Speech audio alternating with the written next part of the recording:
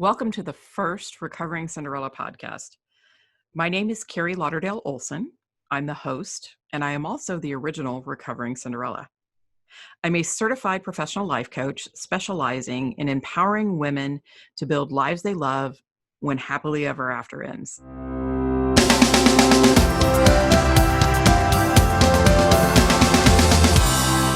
Thank you for being part of our first podcast. This has been a 10-year journey for me. Over 10 years ago, I went through my second divorce. Yes, I said second, and started writing a little blog called Recovering Cinderella. At that time, I was not fully healed myself, and it was something that I was very passionate about pursuing, but kind of put it on a shelf for several years while life went on. About a year and a half ago, I couldn't get Recovering Cinderella off my mind. I felt like there were a lot of women, and over 10 years, I have coached women and led support groups, and I just kept feeling like this was a need that needed to be filled, assisting women and helping them get through their divorces and move on to building new lives that they love. When we were young girls, most of us grew up reading fairy tales, watching fairy tales, and we all know how it goes. Every fairy tale tended to go like this. Girl meets Prince Charming, gets swept off her feet, and the fairy tale always ends with, and they lived happily ever after. It's what we are conditioned to believe, that we're going to live happily ever after. No one gets married thinking that it's going to end in divorce.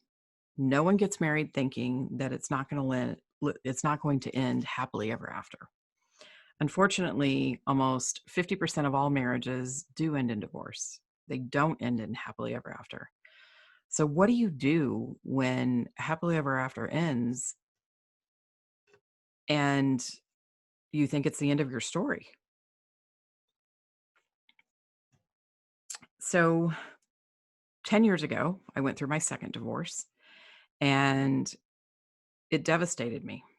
I was lost. I was depressed. I felt guilt and shame, and just couldn't really reconcile the fact that not only was I divorced once, which I hadn't planned on doing, I was divorced twice. And I really struggled trying to find resources to help me figure out how to move forward after this second divorce, because it devastated me. And it was during that time that a friend reached out to me and said, "Keri, I would really like you to come to this lunch." And I was not in the mood to be social at this point. I was having a hard time getting out of bed. I was a single mom to 3 sons, and I was raising them on my own. And it was enough of an effort just to get out of bed every day and go to work. And that was about all I could manage. And some days that was even too much. So she begged me and begged me and begged me. And I went to this lunch, and there were these other women around the table. A couple I had met, but I didn't really know any of them. And she said that she kind of felt like we were supposed to be together. And the only thing that we all had in common was that some of us were going through a divorce at that time. Some of us had been divorced for a certain period of time, recently or several years. But that was the only thing we had in common. Some of us had kids, some of us didn't. We all kind of sat at that table that day wondering what we were doing there. And the next week we agreed to meet one more time and just see how things went. And as we were going around and telling our stories, we realized that even though each of our stories were unique and different, there were a lot of commonalities between them, that we were struggling with some of the same issues, that we were all feeling alone, and we were all feeling shame, and we were all feeling lost and depressed. And so that day when we all told our stories, we left no longer strangers, but we were sisters. In fact, we named our group Sarah's Sisters because it was the name of the group that one of the women in the group's mother had been a part of for years. And so that was the name of our group. So there were 7 of us originally, and that was over 10 years ago. Those women were my lifeline. We did everything together. I ended up leading the group, which at the time I felt very ill-equipped to do, but it was determined that I was going to be the leader of the group. So I was leading this group of divorced women. It was a church group. It was based, we had all met through church. But as we navigated this new world where we were divorced, and we bonded together, and we met each week, and we did everything from, we worshiped together, we played softball together, we went out dancing, we we did life together. And we could call each other when we were having a really bad day. We could call each other when we were having a really great day, and we knew that these women were going to lift us up. We have been through a lot together over the last 10 years, navigating dating again. Some of us got remarried. Some of us didn't. Some, we've been through adoptions and births of grandchildren. And sadly, we lost one of our sisters to cancer a few years ago. It's been 10 years, and there isn't a day that goes by that I don't talk to at least one of those women still. They are still my biggest cheerleaders. They're still the ones that I can reach out to, and when I'm having a bad day or whatever, and they understand. They truly understand where I've been. I realized over the past few years that not every woman going through a divorce has that type of a network or support system. A lot of times women tell me that they haven't even told their families they're going through a divorce because either it's not accepted, or they feel too much guilt and shame, or they're just not ready. So they don't have the support of their families. And while we all have well-meaning friends that will be supportive for us, unless they've actually gone through a divorce, they can't really truly understand what you're going through. It's easy to tell somebody that you understand, but if you don't know what it's like to be in a house empty for the first time after your ex has picked up your kids, and you're just lost, it's hard to explain that to somebody who hasn't experienced it.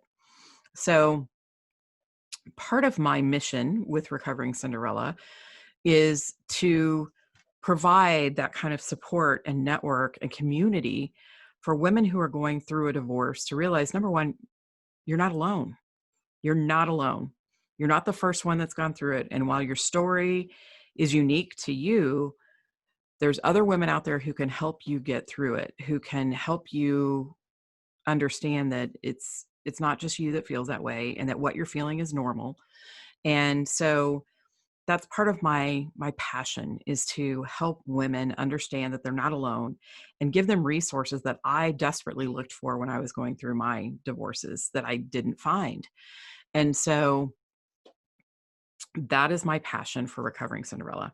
So coming back to this podcast, and what makes it unique is that each week I'll be interviewing a different recovering Cinderella, a woman who has made it through divorce, who has overcome her obstacles and her challenges, and has made it to the other side. And she's a few years or several years out from her divorce, and she can now look back with clarity and say, wow, that was a lot that I went through. And here's what my biggest challenges were. And here's what helped me the most. And here's what I wish somebody had told me when I was going through a divorce. And so each of these stories are as unique as the individuals telling them, but there are also some commonalities that I think you as a listener will hear, and hopefully be able to identify with something in these stories that help you realize that you're not alone, and that these other women can make it, you can make it through. And maybe there'll be some inspiration, some hope, or even just some solid advice that you hadn't thought of, or that you take to heart, and will help make your journey just a little bit easier. So going back to my story, I mentioned I've been divorced twice. I got married the first time in my very early 20s. And, like many young couples who get married, I don't think we quite knew who the other person was. And when you get married that young, a lot of things change as you get older, and you change as people. We went through a lot of challenges very early on. I was told I was not able to have children actually before we even got married. And I had severe endometriosis. For those of you who are familiar with that, if you're not, it is a condition where you actually bleed outside of your uterus every month, and so it causes scar tissue and damage. And I was very young at the time, and so to be told at 21, 22 years old that you're probably never going to be able to have children was devastating. And I actually had surgery before I ever got married because it had been diagnosed. And so not only were we a young couple that had just gotten married, we're being told you have to have kids and you have to have them right now if you ever want them. And being a mother was one of the most important things in my life. It was what I wanted more than anything. And so we were blessed. I ended up having 3 kids in 3 years, 3 sons in 3 years, when I was told I couldn't have kids at all. So I was tremendously blessed, but it also put a lot of stress on the marriage. And there were a lot of other issues, but we were married for 13 years. The best thing that I got out of that marriage was 3 incredible sons that are the greatest blessings of my life. So I can't say that I regret it. I also ended up with a ton of debt that many, many years later, I'm still paying off. And that's a whole nother story. But so I had been married for 13 years. I was single for about a year, a little over a year, had only dated one person between my first husband and the person that became my second husband. So very, I dated one person in between, and all of a sudden here I am, this single mom. I was 35 years old. I had these 3 boys, and Prince Charming came along and swept me off my feet. And I had the fairy tale. He actually called me Cinderella. He called himself Prince Charming. He literally rode in on almost what could have been a white horse. And at the time, I actually worked at Hallmark Cards. So part of my job was to work in emotion and all of these, love stories and romance and all of that. And I remember dating him, and he was the most romantic man that I'd ever met, and probably to this day is still the most romantic man that I've ever known. And did things like send me, flowers all the time. I would go on business trips, and there would be a card for every day I was gone in my bag, and there'd be roses when I got on my business trip. And um, he was Prince Charming and I was Cinderella, and we planned our dream wedding. We got married in a mansion, and I had the horse-drawn carriage, and he bought me glass slippers. They weren't real glass, but they looked like glass slippers. And I had the fairy tale. I absolutely had the fairy tale. And I remember standing we got married in this mansion, and we got married in the gardens of the mansion. And I was standing on the second floor overlooking the gardens before I walked out to come down the aisle. And I remember seeing him standing in the garden and thinking, this is my happily ever after. This is it. He's my dream come true. He's my Prince Charming. And we're going to ride off into the sunset, and we're going to live happily ever after. And that fairy tale lasted approximately a week. We had the dream wedding. We moved into the dream house that we had built. We had 6 kids between us. And a week after our wedding, when we got back from our honeymoon, he walked in and basically told me some things that he had been keeping from me. And the rug was pulled right out from under me, and there went the fairy tale.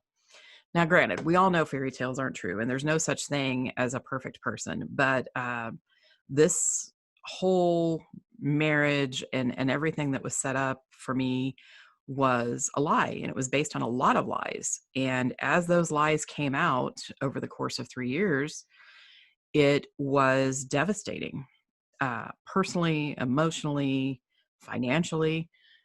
So there's a show called Who the Bleep Did I Marry? I think I could actually be on that show. But in retrospect, I should have walked away. I should have walked away the day he walked in a week after our wedding and dropped this big bomb on me. And I didn't. And I didn't because I had so much guilt and so much shame about already being divorced once that I couldn't even face the fact that I was going to be divorced twice. I didn't want to deal with that. There was no way I was going to do that. I was not going to be divorced twice. I had failed once. I wasn't going to fail twice. And even though it was the worst possible thing for me and ultimately for my sons, I stayed married to this man for 3 years and went through some horrific things. And I stayed. And so when I finally, 3 years later, was able to get a divorce and was able to stand up and do that, that second divorce hit me so much harder than my first. Probably because I hadn't fully dealt with everything from the first, and the compounded effects of 2 divorces and feeling like a failure and the guilt and the shame and all of that went along with it was devastating. So my lifeline was this group of women.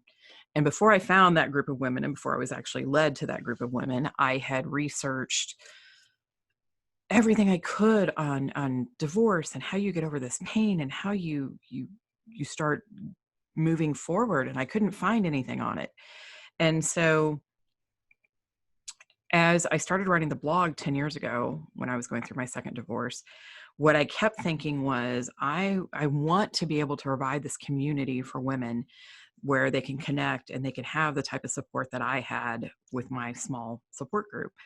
And, life happens, and I was a single mom, and I took care of my boys and traveled a lot. And that dream was still in the back of my mind. So about 1.5 years ago, I launched Recovering Cinderella on social media. I launched it on Instagram and Facebook. And within a very short amount of time, I had thousands of women that followed me from around the world. And the only thing I was posting were posts about feelings and what it felt to go through a divorce, and inspirational posts and some humorous posts. But a lot of it was just how you feel when you're going through it. And I had women reaching out to me and DMing me and sending me messages saying what I was doing was helping. And I felt like there was a true need to have this out there and to be authentic about it and really talk about that pain and be able to offer some support and resources. So the whole purpose of this podcast is that each week we'll be interviewing these women and having them share their inspirational stories and give that advice. And I hope that women out there will hear those stories. And again, even though they're all unique to the people that are telling them, I think there will be things that you can identify with. And not only will you they will touch your heart on what these women have gone through and what they've overcome, but also they will inspire you that if they can do this, then you can do it too, because we all have it within ourselves to do this. So over the next 3 weeks, we have a couple each Friday. I'll be releasing the podcast, and it'll be on Apple, it'll be on Google, it'll be on Spotify. So any major podcast provider, you will be able to find the Recovering Cinderella podcast. Additionally, you can find them on my website, recoveringcinderella.com. I will have them posted every Friday. The next 3 weeks, the first 3 stories that are going to be told are incredible. Each of the women is incredible and powerful in her own right, and each of their stories are just so inspiring. So there's a woman in Canada, and there's a woman in Michigan, and there's a woman in Missouri, and each of them will tell their own stories and the challenges that they overcame, and everything from being 8 months pregnant, homeless, $40 to your name, and having a toddler, and trying to figure out how to support, not only your one child you have, but the baby that's coming and going into labor. Just, it's a powerful, powerful story. Another story is a woman who, she'd gone through a divorce and she's made it through the divorce part. And then her husband won't leave the house. And so she packs up her kids and her dogs and she moves to an entirely new state and starts over.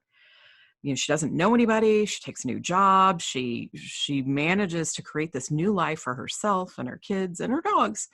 And she did it all on her own. And then another woman who goes through a divorce and she has a child and all of a sudden, boom, she doesn't have a job and she needs money and she starts her own company and many years later she's thriving. So tune in to hear these stories because they're amazing and they're powerful and they're real. And if these women can do the things that they've done, then you have it within you to make it through your divorce too, because you'll hear what they did and the seemingly insurmountable odds that they overcame to be where they are now. And they all have advice for women going through a divorce and what they wish they'd known. So that's the podcast format. If you think that you have a recovering Cinderella story, you've been divorced for a few years or longer, you made it through some really, really challenging times, and yet you've overcome them, you've built a new life you love, you've started over, then you can apply to be on the Recovering Cinderella podcast. You can apply at my website, recoveringcinderella.com. Across the top, there's a navigation bar that says podcast. Click on it and you can find the application there. Additionally, some other tools that I have, if you are a woman wanting some additional support or just some help moving forward on the next chapter of your life, I have tried to recreate the initial support group that I had with virtual support groups for women going through a divorce. So you apply to be in the support group. And then I match up women that are in similar stages of divorce and facilitate these groups on a weekly basis. So they're virtual. So we're doing them through video conferencing, but they are facilitated and there's exercises that are designed to help you get to know each other, bond, and also work through some of the challenges of getting through that divorce and moving to the next chapter, how you do that and how you create this new vision and plan for the life you love. So the support groups, you can sign up for those on my website at recoveringcinderella.com. Additionally, I am a certified professional life coach that specializes in empowering women to move through their divorces and build new lives they love. So I do offer one-on-one coaching. There's very limited availability for that, but if you're interested in that, you can find a link on my website. Also, if you are not following me on social media, you can follow me at Recovering Cinderella on Instagram and Facebook. I'm also on Pinterest at Recovering Cinderella. So I hope that you can find inspiration from this in some way that helps you realize that you're not alone, that you can do this, that no matter what the challenges you are having, that you have it within yourself to overcome them, that it's okay to reach out for help, and that not only is all the bad stuff that's associated with divorce there, but there's also some good stuff. If you actually allow yourself to stop and think for a minute, divorce is an opportunity to create this new life, a new life that you absolutely love. And it can be anything that you want. So you can actually create that life. You can create that vision for the life that you want for yourself. And if you have kids, for your kids. And there's a freedom in that. And you have that opportunity. So along with all the negativity of divorce and the pain and the grief and all of that is very, very real. But there's glimpses of this hope and opportunity and potential happiness that do exist.